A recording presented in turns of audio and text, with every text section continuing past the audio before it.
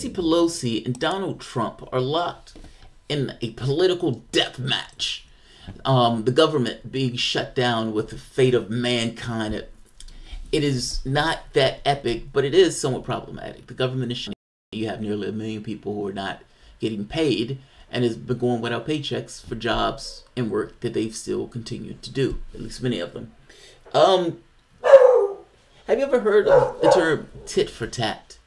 Like, tit for tat, you hit my dog, I strangle the hell out of your cat. That's essentially what's been taking place politically. I have to be honest, some of this is slightly funny, but the consequences itself, meaning they're real people on the real receiving bad ends of not getting a paycheck, of eating out of food banks, and not being able to take care of their family and themselves.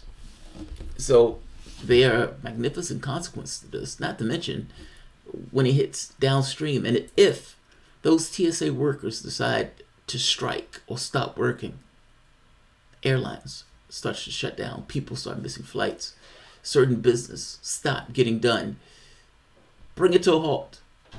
It focuses the mind of Washington at that point. But that's it. This video will be relatively quick because there's not a huge amount of substance here. I just wanted to point out what they've been spending their time doing on the federal level of government. They passed a $15 minimum wage bill from the House, so that was good.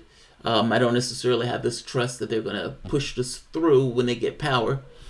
But also, they found time in their schedule for Nancy Pelosi to essentially cancel Donald Trump's State of the Union address. Not really cancel it, but essentially close the House for him to be able to give that speech. Now, there's nothing that says the president has to give a speech in the well of Congress. Nothing at all. And at one point, the president used to just send it as a letter. So, substance-wise, there isn't any here. Ultimately, Nancy Pelosi closed it. Now, Nancy Pelosi gave the excuse of, look, I can't guarantee the president's safety, or we can't guarantee the president's safety while the government is partially shut down. So, I don't think it's safe, so I'm not going to do it. Now, people push back against this because they don't like this idea that the Secret Service push back against this because they don't like this idea that they can't necessarily cover their responsibilities. But nevertheless, we all know the truth. This had nothing to do with presidential safety. It had everything to do with Nancy Pelosi pulling a dick move. It was a dick move. Call it what it is. It's a dick move that I even approve of. I think it's actually pretty funny.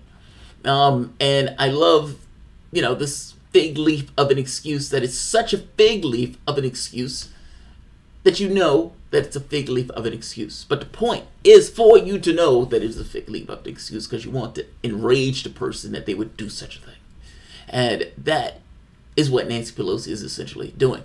There's a second part to this, though. This is somewhat of an assertion of authority. Now, people ask whether or not this is a power move by Nancy Pelosi. The answer is somewhat yes and no. Like I said, the substance of it doesn't exist. That said, two things. Donald Trump would prefer it to be like other presidents, and he knows that Nancy Pelosi is essentially withdrawing something that the other presidents were able to do. Meaning, other presidents had this particular ritual going back for how many other years, and now this person, Speaker of the House, is depriving me of this as if there's a certain degree of legitimacy that's missing in this process. Not to mention, it is a dick move on federal level, and everybody knows it's a dick move. And we're dealing with Donald Trump here, and what is the perspective of Donald Trump when somebody slights him in this way, which he will consider it as a slight, seeing as the other presidents got the ability to give this speech in the well. There's one other thing, though. To some degree, it is a power move, in the sense that it's an assertion of a power that Nancy Pelosi has that Donald Trump does not. Again, even though the substance of this is missing, politics, a lot of it is optics, is visuals, what the perspective you can shape in the minds of the people and the voters and all this other stuff. And from Nancy Pelosi's perspective, you can imagine that this looks good from these hashtag resistance types she's able to assert a certain degree of authority without necessarily losing anything in the process. Not to mention she can piss Trump off to boot. And everybody knows that she is pulling a dick move, so that probably also helps her case. But this is an assertion of power for Pelosi, especially from the standpoint of, this is my house, and I will make the determination on who speaks here, and even the president himself can be swatted away.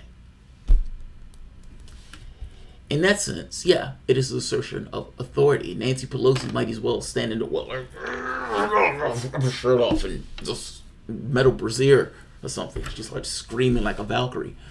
But nevertheless, again, substance, missing, optics, yeah, it's a slight. And it's a slight that's going to get under her skin. So, Donald Trump, being the bigger man, not being the bigger man, that was sarcasm,